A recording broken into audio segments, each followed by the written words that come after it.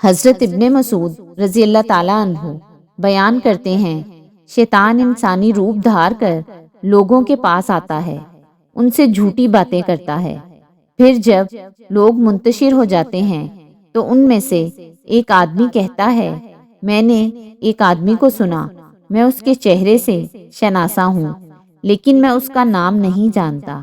وہ یہ بات بیان کرتا تھا۔ حضرت عائشہ رضی اللہ تعالیٰ عنہا بیان کرتی ہیں، نبی صلی اللہ علیہ وآلہ وسلم حضرت ابو بکر رضی اللہ تعالیٰ عنہ کے پاس سے گزرے تو وہ اپنے کسی غلام پر لعنت کر رہے تھے۔ آپ صلی اللہ علیہ وآلہ وسلم نے ان کی طرف دیکھ کر فرمایا، کیا لعنت کرنے والے اور صدیقین اکٹھے ہو سکتے ہیں؟ رب کعبہ کی قسم ہرگز نہیں۔ چنانچہ حضرت ابو بکر رضی اللہ تعالیٰ عنہ نے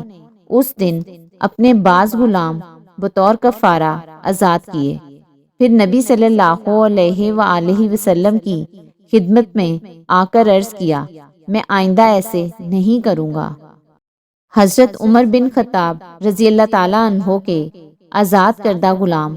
حضرت اسلم رضی اللہ تعالیٰ عنہ بیان کرتے ہیں کہ ایک روز حضرت عمر حضرت ابو بکر صدیق کے پاس گئے تو وہ اپنی زبان کھینچ رہے تھے۔ یہ منظر دیکھ کر حضرت عمر رضی اللہ تعالیٰ عنہ نے فرمایا، اللہ تعالیٰ آپ کی مغفرت فرمائے، اسے چھوڑ دیں۔ حضرت ابو بکر رضی اللہ تعالیٰ عنہ نے فرمایا، اس نے مجھے ہلاکت کے گڑھوں تک پہنچایا ہے۔ حضرت عبد الرحمن بن غنم اور حضرت اسماء بنت یزید رضی اللہ تعالیٰ عنہا سے روایت ہے کہ نبی صلی اللہ علیہ وآلہ وسلم نے فرمایا، اللہ کے بہترین بندے وہ ہیں کہ جب انہیں دیکھا جائے تو اللہ یاد آ جائے، جبکہ اللہ کے بندوں میں سے بدترین لوگ چغل خور،